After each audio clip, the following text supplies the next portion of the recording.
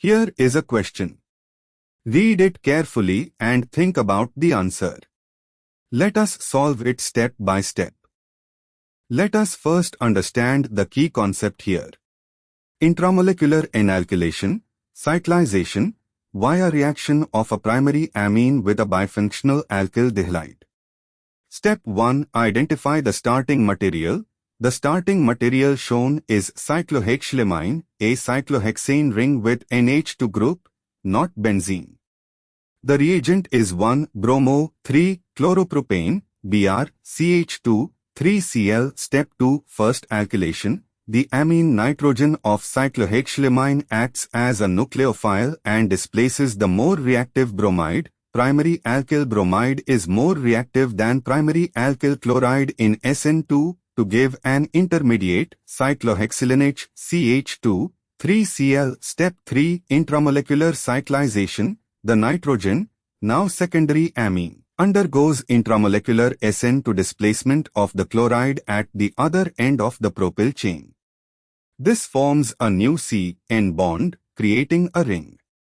The nitrogen bridges across, forming a 4-membered N-containing ring fused to the cyclohexane.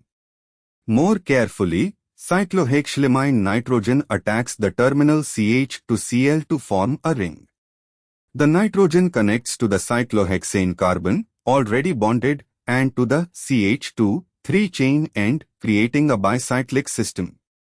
The ring formed by N plus CH2, 3 is equal to a 4-atom chain between two carbons both attached to N on the cyclohexane, forming a fused bicyclic. The nitrogen and 3 carbons form the new ring, a piperidine-like ring fused to cyclohexane. The new ring contains N, CH2, CH2, CH2 closing back onto a carbon of the cyclohexane, giving a 6-membered nitrogen-containing ring fused to the 6-membered carbocycle. Step 4. Product identification. The product is a bicyclic compound with a 6-membered nitrogen-containing ring, containing N and 3 CH2 groups plus 2 ring junction carbons from cyclohexane, fused to a cyclohexane ring. This corresponds to 1, 2, 3, 4 tetrahydroquinoline-like structure but fully saturated decahydroquinoline. Specifically, it is a bicyclic amine where N is at the ring junction area. Looking at the answer options, option B shows 1, 2, 3, 4 tetrahydroquinoline with NH, which is a benzene ring fused with a 6-membered N ring. Since the starting material is cyclohexylamine, saturated, the product is the fully saturated version, decahydroquinoline, or 2-azabicyclo compound.